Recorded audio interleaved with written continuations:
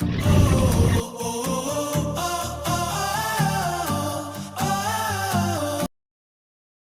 seen? Good morning. Late na ako kaayo. And muna ako makakuyog. Hi guys. Hi sa... Hi, katulog ha. Ikaw. Kurt. Hi, say hi Kurt. What's up? Mga nami sa likod. Ikaw, hi sa Kurt. So, close daw ang Halandino. So, nagkarton na kami dito sa Elidial. Mga Pirami Boys. Goodbye.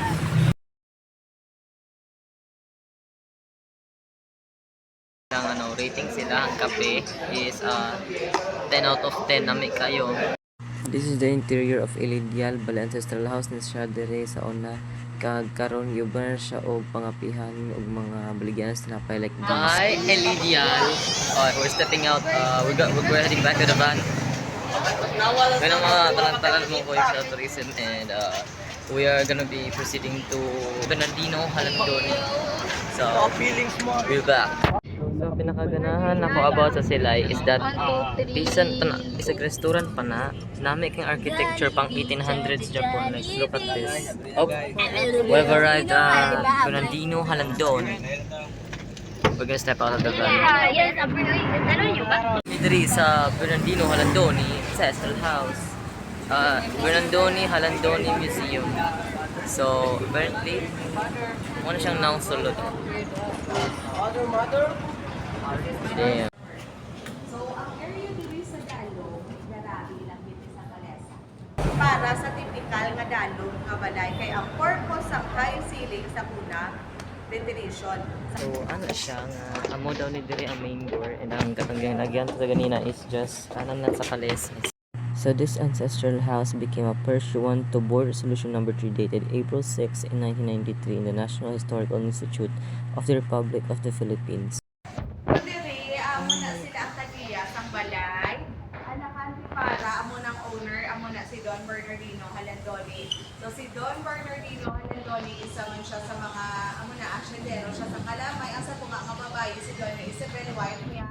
Tatlo lang ina bata, duwa ka lalaki, kag ang nakapingon ni daughter si Angeles. So ang all-consuming machine ginatawag na siya nga makina di mano kay hindi siya di pedal or hindi sa ang sa tiil are manual grind. So from 1889 ang sewing machine, makina di mano, Singer na ang brand. So ang una ang mga pastime sa mga babae ga-embroid, wala mga ready to wear ng mga bayo, so nag-hire sila sa mga mananahi from their hacienda para tahian sila sa mga pang-adlaw-adlaw nga mga bayo. Ang mga usual nga mga tela sang una, katsa. Ang katsa, sako sang harina. So, ang diri sa amon sa Silay, 31 tanan ang ancestral house nga recognized ang National Commission, serve as National Treasure, but out of 31, tatlo lang ang ginhimo nga museum. Amo ni Bernardino Halandoni or known as Pink House o Philenia Museum Pagbalay ni Grense. Ang iban ng mga ancestral house diri sa amon sa Silay converted into bread and breakfast, coffee shop, residential. During World War I, pinaka-access, pinaka-safe nga kuhaan sa kalamay sa milog nga kalibutan Pilipinas. 70% sa kalamay production nagahalin diri sa aton sa Negros Island. So ang Negros ginatawag nga Sugar Bowl Capital.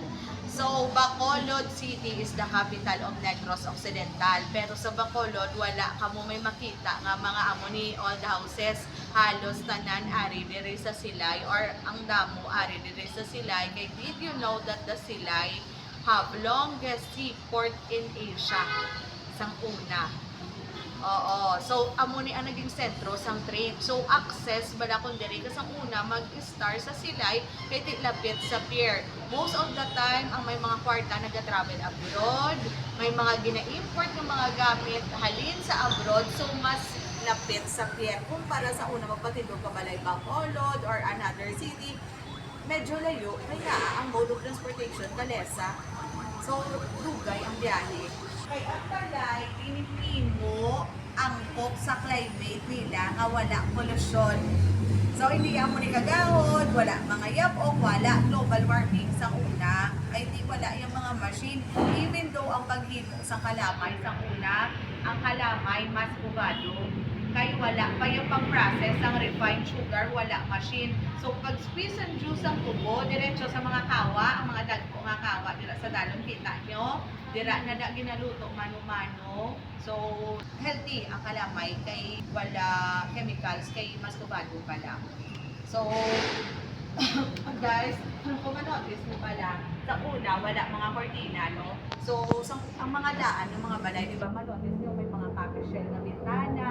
So, ang mga coffee shell na bintana, yes, given nga additional design na siya sa balay. Pero, ang pinaka-main purpose, ang mga layers, ang bintana, ang muna sa una, doon naging blinds nila. Hindi blind subong sa aton yung ginabakal na setup na nila yan. Ang by layering sa bintana nila. Purpose ang glass, prevention sa tubig ulan, prevention sa kusog na hangin, pero biskan amo lang ang i-close nila ang sanag makasunod yapon. So, ang coffee shell naman, ang purpose ng coffee shell, prevention from too much heat. Either sunlight or sunset. Kung hindi mo gusto na magsunod sa balay mo ang init, pero may shade yapon, so coffee shell ang pa-prevent mo. Coffee shell lang i-close mo. Ang lower, ang purpose ventilation, kaya biskan amo lang yung i-close kung gabi, may hangin yapon ang makasunod. Ginatawag niya siya nga butaka chair. Butaka from the word bukaka, kay ibuka na din duwa ka tiil, ang purpose yan ni birthing chair. Malataan. Oo. Sa una, hindi practice nga or common nagakadto sa hospital para magbata ang mga women. Sa una, sa mga balay lang. Midwife or palpira. So, amo na, spread mo na din duwa mo ka legs to give birth. Oo. O, sakay dahil sa stroller. So kung may makita man ka mga amuni nga mga chair nga rocking chair bala, ang purpose ng rocking chair ya, do resting na lang ganyan sa mga tigulang. Pero ara kung manotice niyo ang steady birthing chair. So ang ceiling inotice niyo ang imposed import from Germany, made of steel. Steel na siya ha, lata, pero painted na, may mga subpart na abi na may mga tutok. So silver lang din ang color, yeah. Imagine ha, import na from Germany. Ang ceiling. Steel, silver ang color. Yes, even man na addition siya design sa balay, pero pinaka-main purpose yan na sa una, kung may steel ka nga ceiling para layo ang balay mo sa sunog. Ang mamlansya, matungtong di. Yung nag-surfing or nag-skateboard. Tawag ni prensa di paa. Prensa meaning is to press paa kay gamit ni siya sang tiil. So ang mamlansya, maamuni. Pero ang amuni sa una nga plancha, may kahoy bala sa baba. Pwede nyo man yung karoon matry ha. After that, nag-proceed na kami tanan sa ilahang living room. Ka makapot, matungtong ka da, nasundo nag-aamo ka lang na. Kay dapat ang mamlansya bugat. Kay di ba press, ginapress ang tela sa dalong. Ang mga bayo sa una, mga saya. So, damol. So, ang tawag sa tiil, prensa di paa. Ang sa kamot naman, may opsyon, prensa di mano. Ang sa kamot, dinaamo na. Press lang din. Kaysa una guys, wala tela nga maong, mga amo na wala. Ang mga tela, mga amo nigit patadyong, kimona, sang una kung manglaba, ginahuluman sa starch or ang almerol. Ang harina, ginatunaw sa init na tubig. So, maging sticky na siya. Tigirihulong na ang mga bayo or ang mga tela. So, pag dry sa tela, tig-ana. Di ba la? So, pag tig-a sa tela, i-roll siya amoni para i-press. Para mag-straight pagid. So, ano ni? Prensa di mano, kay kamot, prensa di paa. Wala init nga katabo ha, friction ng gid. So, sa na-discover ang ulin, amo na ning evolution sa plancha. Tawag na di sa plancha nga ni prensa di corona. Press man ang pag-usar sa iya, corona kay ang itsura ya do crown. Flat man na ang dalom niya. So, subong niya sa aton, ang mas nakita nyo, di ba, ang triangle? Yes. Kay ang amoni nag-evolve sa patriangle, kay ang patriangle mas naging safe kumpara sa amoni. Kaya ang amo ni open. So, tutay lang agsik sa uling sa mga bayo, dasig masunog kay mga nipis. So, subong, sobra na. Yes, oo, budlay siya kung natawon ta, kay tinabda na generation, dali na. Pero sa una, amo na niya ang mga appliances nila. Oo, kung may amo ka niya sa una, it means may server ka, may mga maid ka, nga mausar sa mga amo ni. Imagine ha, saya ang mga bayo, laba, medyo damol. So kung may mga party, masukso ka sang saya, ang saya, isa ka oras or dua sa pag-press. Walang kuryente yung Pilipinas, pero may ref, may ice sila. Dahil yung ice nanggagaling sa US. Oh. Yes, US, Europe, or Japan nanggagaling yung yellow, dry ice. Yung tibag ng mga yellow sa lake, ang sa frozen, yung mga tibag ng yellow sa lake, yan yung mga kinakat, bloke-bloke, para i-deliver dito. Yung delivery ng yellow, daily, door to door. Yung value ng yellow, luxury, only for the wealthy family. 1900s yung value ng yellow, 5 pesos na. Kahit yung pera dati, sintabo pa lang, madami ka nang mabibili. Yung 5 pesos, 1900s, kung sa atin sa ngayon, almost 15,000. So, yun nga, di ba, malayo, yung US, Europe, Japan, pero kasi yung Silay is my longest seaport in Asia. So yun, para naging mas access, hindi man siya ganoon kadali, pero kasi ganoon din ka nagre-risk yung mga taga-abroad na magdala ng produkto nila dito sa Pilipinas kasi alam nila na yung mga tao dito may pera ng pambili. Dahil yung mga tao sa Negros, sa Sendero ng Asukal, yung mga panahon nila, di ba, yung asukal nila, yung sinusupply sa buong mundo, nagte-10 times yung value ng asukal ng mga panahon na yun. So, parang naging baliw sila, yung mga may pera, naging baliw kung ano pa yung gagawin nila sa pera nila. Isa sa mga pang-flex, kasi walang entertainment, yung entertainment, nagpapagather ng party. Yung party na yun buong araw dati. So, pang-flex mo kapag mo isa-serve ka sa mga bisita mo na malamig na tubig, malamig na mga pagkain. Take note, yung mga mayayaman sa atin sa ngayon kapag may mga okasyon, mga artista, mga singer, mga banda, yung mga performer or mga ini-invite natin sa kanila, yung mga harsyendero na to, kapag may mga okasyon or artista from other country, yung nag-perform. Hindi makukumpleto yung punta ng mga dayuhan sa Pilipinas kapag hindi dadaan ng Silay. Yung Silay, tinatawag na Little Paris of Negros dahil sa mga architecture ng mga bahay dito. Kasi nung mga panahon pa lang na yun, yung mga taga-Silay nakapag-travel na around the world. Kaya yung, kung makikita nyo yung mga bahay, iba-iba yung disenyo. Kasi sila, kung makakapag-travel sila abroad, kung anong magagandahan nilang disenyo ng mga bahay sa lugar na pupuntahan nila pagdating dito, pinapagaya nila.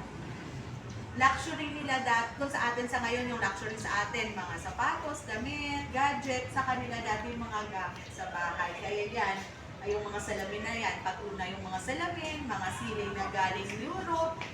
So, iba yung materials, yung quality ng materials natin kumpara sa atin sa ngayon. Kasi imagine ha, kahit sa materials na lang ng mga ancestral house dito sa Silay, maraming lindol, maraming bagyo, even the World War II na daanan na ng mga ancestral house na to, pero ganun ka na patunayan na matibay yung quality.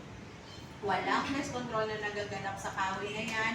Yung kahoy, aside na lang sa mga ganito kasi partition na to, pero yung mga sahig, balayong or cherry tree na kahoy from Mindoro. Sold na ang ilang beer kay sa materials. Para sa mga banga, gantangan, sa una wala weighing scale, digital or by numbers. Sa una, dira gina-measure ang bigas. So, dira sa likod guys, amo na ni ang laundry area sa balay. Amo na ni dira sila nagapanglaba, nagapanghalang.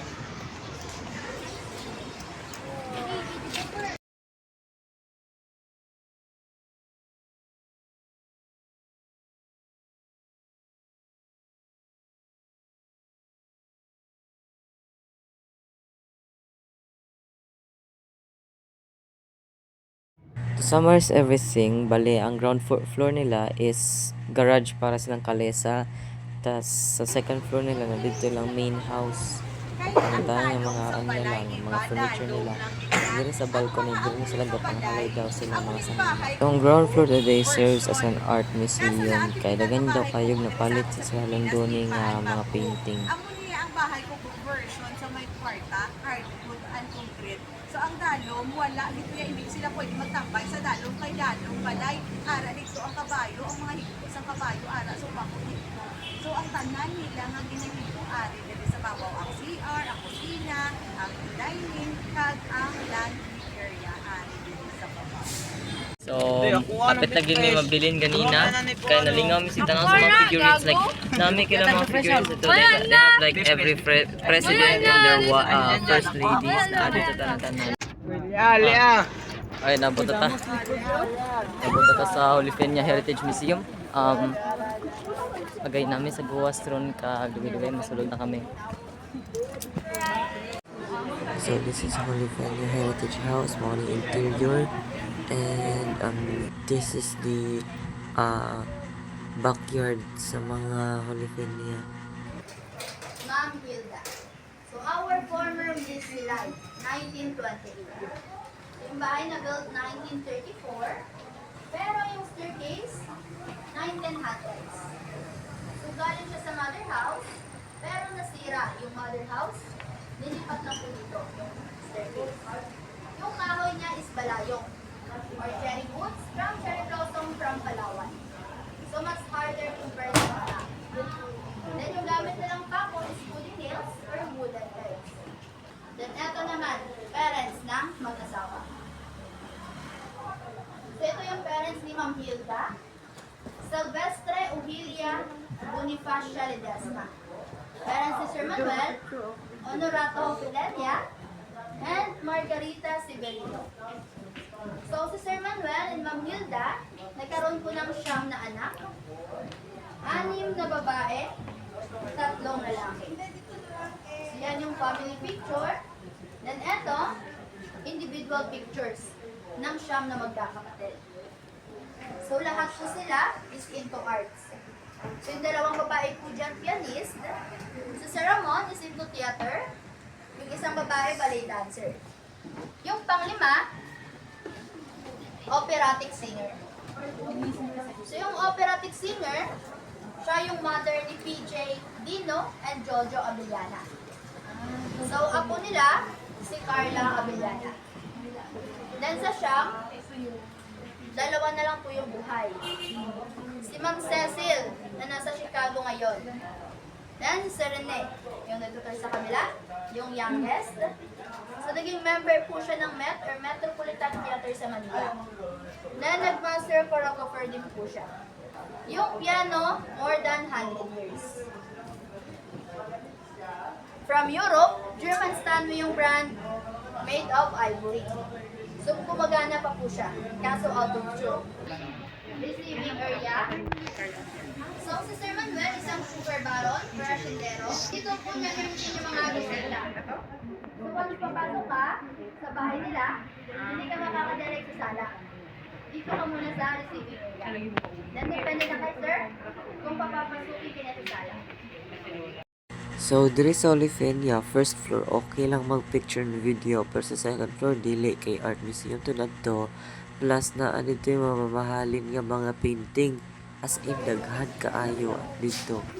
With the most valuable painting at 50 million pesos. Napod sila yung mga sculptures, paintings, drawings, unfinished sketches, etc. Kasi ilagan sila kayo gano'n dito, sari-sari sila. Goodbye Olifenia, and the next nga mga kantuan is makaon nami. Say goodbye to the house. Say goodbye to the house. Goodbye Olifenia. Guys, naabot na ta sa Paula Bistro. Di na mo guys. Paula Bistro and Home and Gift Shop. Okay, masulod na ta. Let's go. Tajay, kog tajay. Let's go up.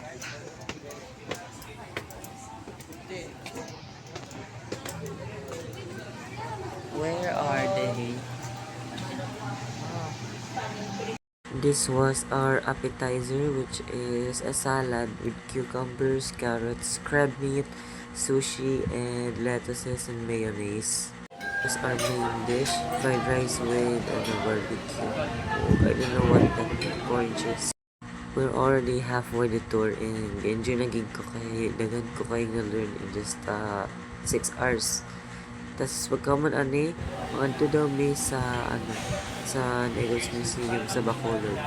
So ulitin na drink ka o natin ka. We have arrived at Negros Museum. I wasn't able to record any videos kay bawal daw mag-film the videos, but pictures pwede lang, so I'm gonna show them in this.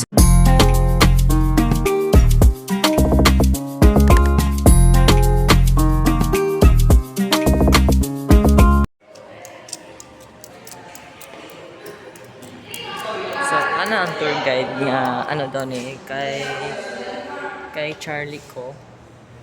Kay Charlie ko daw ni siya mga painting. Tas, tas every 6 months gailis ang mga kinabutan diri nga room. So, for this time, kay gina-feature nila si Charlie ko, sa artist from Negros. Here's his Charlie's candid and forthright in his art. His works reveal changing dispositions in relation in the personal and to the societal from his Catholic upbringing, his heartbreaks and loves, his travels and his health struggles to the perils of economic greed and political corruption. The city setting, whether his home that is Bacolod or Manila or other cities he has traveled to. He's also a potent source of material as he transforms them into fanciful, surreal, or ominous vistas. So, puro iya, abstractionism. Grabe klase na sa mapi sa arts. Lesson 1 to 3. Abstractionism. Look at this. So, that's it for this part. So, after this, Goodbye, Negros kami sa Museum. SF. Makato na kami sa cathedral. So here, kahulat me o asa dampi mong ban. So, this is the only video that I have in SM. Go, Jai! Kaya na mo, Jai!